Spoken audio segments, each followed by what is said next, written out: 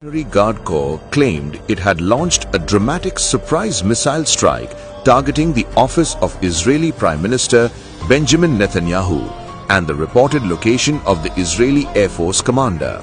In a statement carried by Iranian media, the IRGC said Khyber-Shikan ballistic missiles were used in what it described as the 10th wave of attacks.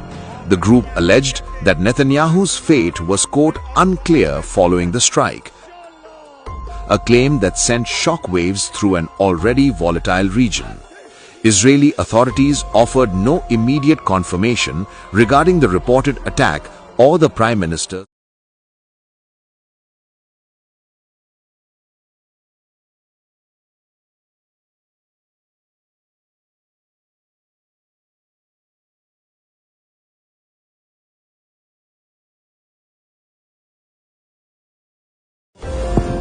The alleged strike unfolded against the backdrop of an intensifying Israel-Iran confrontation that exploded after a joint US-Israeli operation killed Iran's supreme leader Ayatollah Ali Khamenei over the weekend. Since then, Tehran and its allied militias have unleashed waves of missiles and drones towards Israeli cities and US military installations across the Gulf. The battlefield has rapidly expanded beyond direct exchanges, drawing in regional bases and international powers.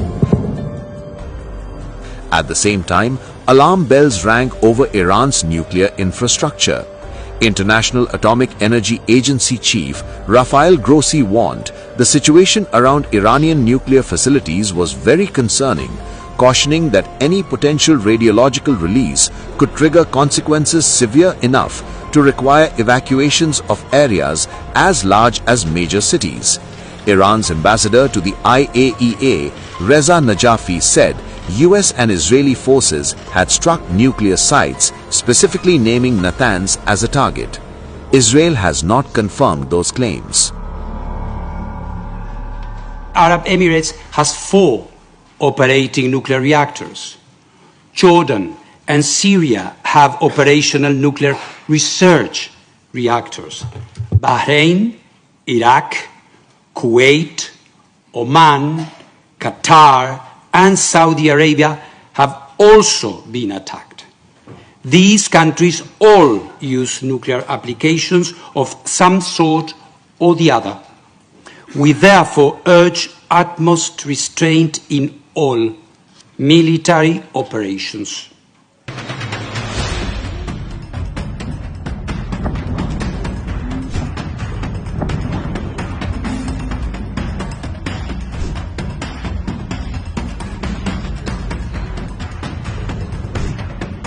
Iran and its allies continue to unleash their ballistic missile fury on U.S. bases in Gulf nations after American and Israeli strikes launched an attack on Saturday, killing more than 200 people, including Supreme Leader Ayatollah Ali Khamenei.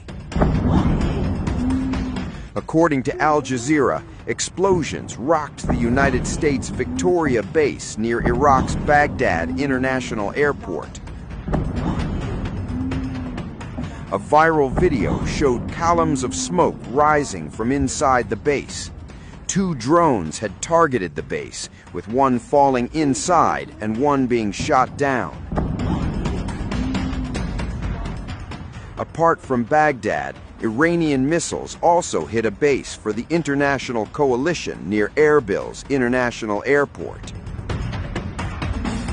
A father and his 3 daughters were injured when debris from an Iranian missile fell on the town of Ain Terma near Damascus in Syria, state-run Sana news agency said. Their injuries were minor and treated immediately, Sana reported. Members of the Syrian Civil Defense surveyed the wreckage in Ain Terma, a town in the countryside region outside the capital, Damascus. Some areas in Syria's southern provinces also saw missile debris fall Sunday as Iranian projectiles fired toward Israel, with no additional injuries reported, Sana added. We received a report of a rocket explosion in the Ain Terma area or near Ain Terma. Our teams headed to the location and secured the site. We have 3 injuries, 2 girls and a young man who were aided by civilians and taken to Kafr Batna Hospital.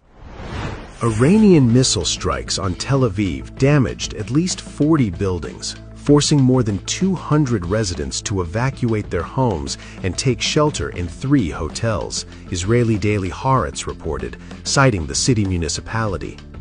The strikes came as part of Iran's sweeping retaliation for the killing of Supreme Leader Ayatollah Ali Khamenei in a joint U.S.-Israeli attack. However, there are no reports of direct impacts in residential areas from the latest missile salvo. The IDF Home Front Command said civilians in most areas where sirens sounded can now leave bomb shelters but should remain close to them. Iran confirmed Khamenei's death, saying the 86-year-old was killed in an Israeli-American airstrike on his Tehran office on Saturday. Iranian state television said he died at the forefront of his responsibilities, confronting what officials call global arrogance. The government declared 40 days of national mourning and a 7-day public holiday.